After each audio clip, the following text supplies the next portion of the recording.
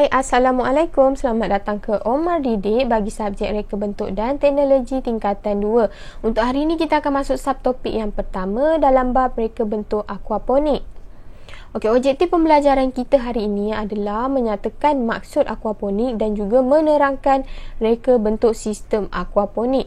Okey, kita tengok dulu apa itu aquaponik. Aquaponik ini merupakan gabungan daripada aquakultur dan juga hidroponik.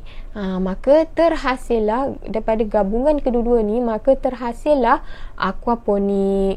Okey, kita tengok pula apa yang dimaksudkan dengan aquaponik. Aquaponik ni merupakan teknologi pertanian yang menggabungkan aquakultur dan juga aktiviti hidroponik dalam satu pusingan air. Okey, kita tengok aquakultur ni. Okey, ini adalah contoh aquakultur, iaitu aktiviti ternakan ikan. Okey, aktiviti hidroponik ni pula macam mana?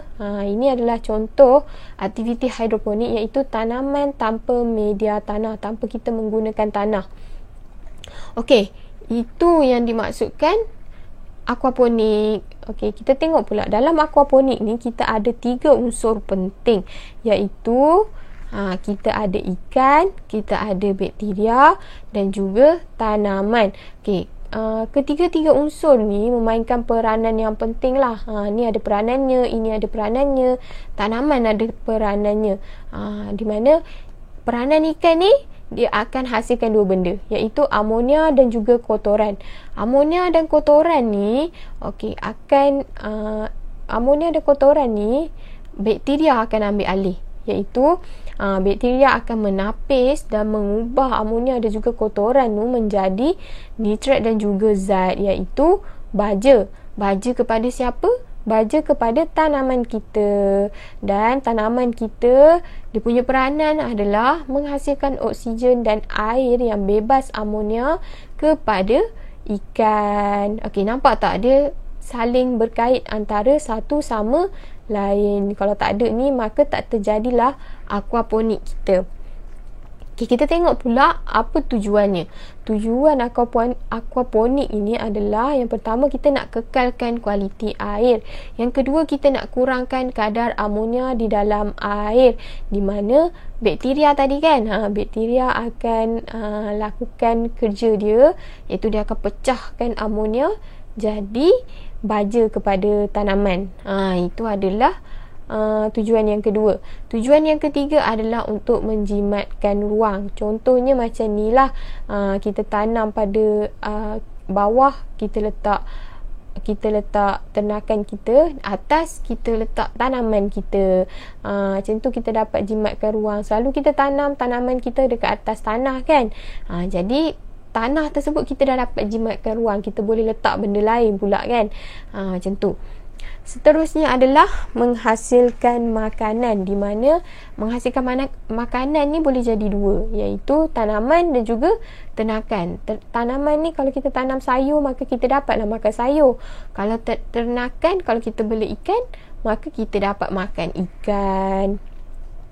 Okey, ini adalah sistem aquaponik, di mana bermulanya daripada punca elektrik. Punca elektrik ini dia ada 2, dia akan kawal, satu dia akan kawal pam air, satu lagi dia akan kawal pam gelombang air. Pam gelombang air ni dia akan memberikan oksigen kepada ternakan kita. Okey, ternakan kita yang ada dekat dalam tangki ni. Okey, first kali kita kena ingat 3 unsur penting dekat dalam aquaponik ni, iaitu yang pertama adalah ikan kan. Ikan dia akan hasilkan amonia. Okey, kalau kita tak lakukan aquaponik kan, kita tak lakukan aquaponik ni, so tak adalah pam ni kan. Jadi dekat dalam tangki ni akan dipenuhi dengan amonia, iaitu amonia ni akan menjadi racun kepada ikan jika amonia tersebut terlalu tinggi, kadar amonia tu terlalu tinggi. Jadi kalau kita lakukan aquaponik, maka amonia tersebut akan dipecahkan oleh bakteria kan. Jadi okey, dekat sini kita ada pam air. Pam air ni akan pumpkan air naik kepada tanaman kita. Okey, dalam proses pump air ni naik, di mana bakteria akan memainkan peranan dia, iaitu dia akan pecahkan amonia yang telah dihasilkan oleh ikan menjadi nitrit dan juga nitrat. Kemudian tanaman akan menggunakan nitrat sebagai nutrien mereka. Kemudian air yang masuk, air yang mengalir dekat sini akan masuk pada akar dan juga media tumbuhan. Kemudian air yang keluar ni adalah air bersih lah, di mana telah disaring oleh akar dan juga media tumbuhan tersebut. Air yang keluar ni adalah air yang bersih yang akan dimasukkan semula ke dalam tangki. Okey, kalau kita tengok ke gambar sebelah ni, inilah contohnya di mana ikan akan hasilkan amonia dan juga kotoran. Kemudian semasa proses pump air masuk dekat tanaman tu, bakteria akan buat kerja dia. Dia akan pecahkan amonia jadi nitrat dan juga zat. Maka tanaman kita akan dapat nitrat dan juga zat ni. Kemudian air yang masuk ni akan ditapis ataupun disaring. Kemudian air yang keluar tersebut adalah air yang bebas amonia dan juga air tu bersih yang diperlukan oleh ikan. Seterusnya kita tengok pelaksanaan aquaponik. Dia ada dua, iaitu secara takungan dan juga secara kitaran. Secara takungan selalunya kita gunakan kolam, tangki ataupun bekas. Contohnya macam ni. Secara takungan tu, ini kita ada akuarium ikan, jadi ini ada ternakan kita lah. Dekat belah atas kita letakkan tanaman. Untuk secara takungan ni, tanaman kita akarnya perlulah tenggelam dekat dalam air. Kalau tak tenggelam, maka tanaman kita akan mati. Fungsi batu udara dekat sini adalah untuk memberikan oksigen kepada ikan dan juga tanaman kita. Ini adalah contohnya lah secara takungan. Kita tengok pula secara kitaran. Secara kitaran ni selalunya kita gunakan dua tangki, di mana tangki yang pertama kita gunakan untuk tangki ikan, kita letak ikan kita. Yang tangki yang kedua kita letakkan tanaman kita.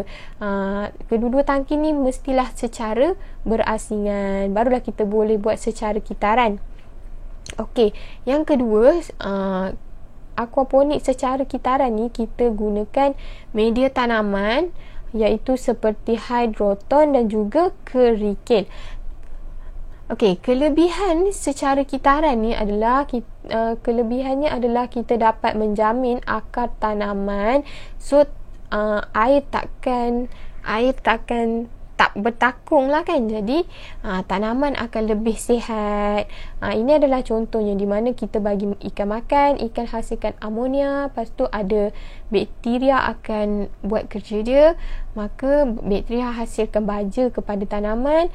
Air yang masuk pada tanaman akan ditapis oleh media tanaman. Kemudian keluarlah air yang bersih yang diperlukan oleh ikan. Kita tengok pula reka bentuk sistem aquaponik. Reka bentuk sistem aquaponik ni ada 3. Kita ada sistem raft, sistem EEB and flow dan juga sistem NFT. Sistem raft ni macam mana? Sistem raft ni, tanaman kita letakkan atas permukaan air sehingga akar tanaman terendam. Itu adalah sistem raft, di mana akar akan terendam sepenuhnya di dalam air. Sistem raft ni kita selalunya gunakan bersama-sama dengan stereofoam dan juga span. Ini adalah contoh stereofoam. Stereofoam ni yang awak pernah main masa kecil-kecil, awak kikis-kikis jadi macam salji tu kan. Itu adalah stereofoam. Kita gunakan yang itu untuk kita letakkan pada permukaan air supaya kita punya tanaman berada pada permukaan air. Yang kedua, kita guna span. Kita gunakan span. Sama ada dua ni lah, ataupun kita nak guna stereofoam boleh, span pun boleh. Kelebihan sistem raft ini adalah di mana akar akan meresap nutrien organik secara langsung Kenapa secara langsung? Sebab dia ada dekat dalam air kan. Jadi dia akan serap teruslah. Jadi tumbuhan akan lebih cepat tumbuh. Macam tu. Okey, seterusnya kita tengok pula sistem EEB and flow. Sistem EEB and flow ni ataupun kita panggil dia sistem pasang surut. Sistem ini selalunya berfungsi menggunakan loceng sifon. Okey, loceng sifon tu yang mana? Ini adalah loceng sifon. Okey, kita tengok prinsip loceng sifon ni macam mana.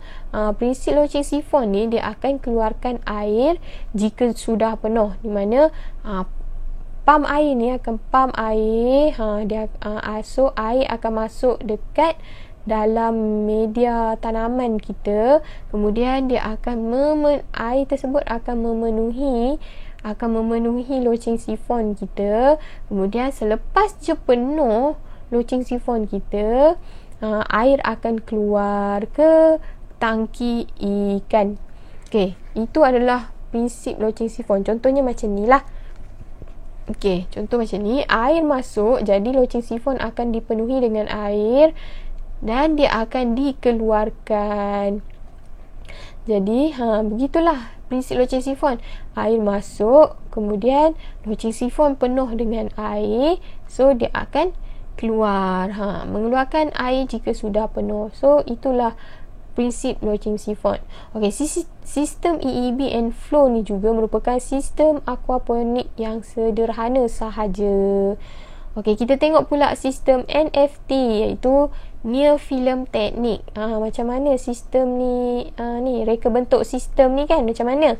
Okey, sistem reka bentuk sistem aquaponik jenis sistem NFT ni adalah dia sistem seolah-olah seperti sistem raft, di mana dia tidak menggunakan media penanaman. Macam sistem raft tadi kan, kita gunakan styrofoam dan juga sponge untuk kita nak letakkan tanaman kita pada permukaan air. Kita tak gunakan apa-apa jenis media penanaman. Okey, untuk sistem NFT ni berbeza dengan sistem raft. Kalau sistem raft, akar akan tenggelam sepenuhnya dalam air kan.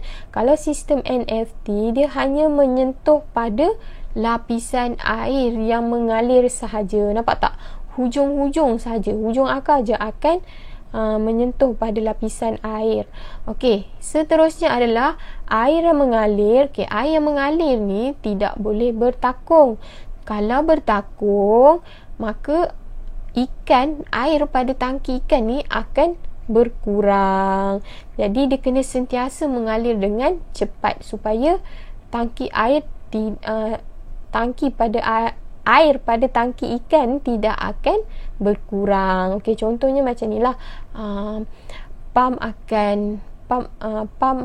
ini adalah pam air, jadi dia akan pampkan air masuk ke dalam bekas tanaman. Okey, kita tengok pula kelebihan sistem NFT ni. Kelebihannya adalah dia menggunakan air yang sikit sahaja untuk mengairi tanaman, di mana tanaman ni hanya menggunakan hanya hujung akar sahaja akan terkena pada air. Itulah yang dimaksudkan dengan menggunakan air yang sikit untuk mengairi tanaman. Kalau macam sistem raft, kena penuh kan, kena penuh baru boleh, itu adalah sistem raft kan. Dia penuh dengan air, so akar akan tenggelam sepenuhnya dalam air. Kalau sistem NFT, hanya hujung akar sahaja akan menyentuh lapisan air. Okey, ini adalah contohnya lah sistem NFT, di mana dilakukan dalam paip lah, di dalam paip. Okey, itu sahaja pembelajaran kita untuk hari ini. Semoga kita bertemu dalam video pembelajaran seterusnya. Terima kasih.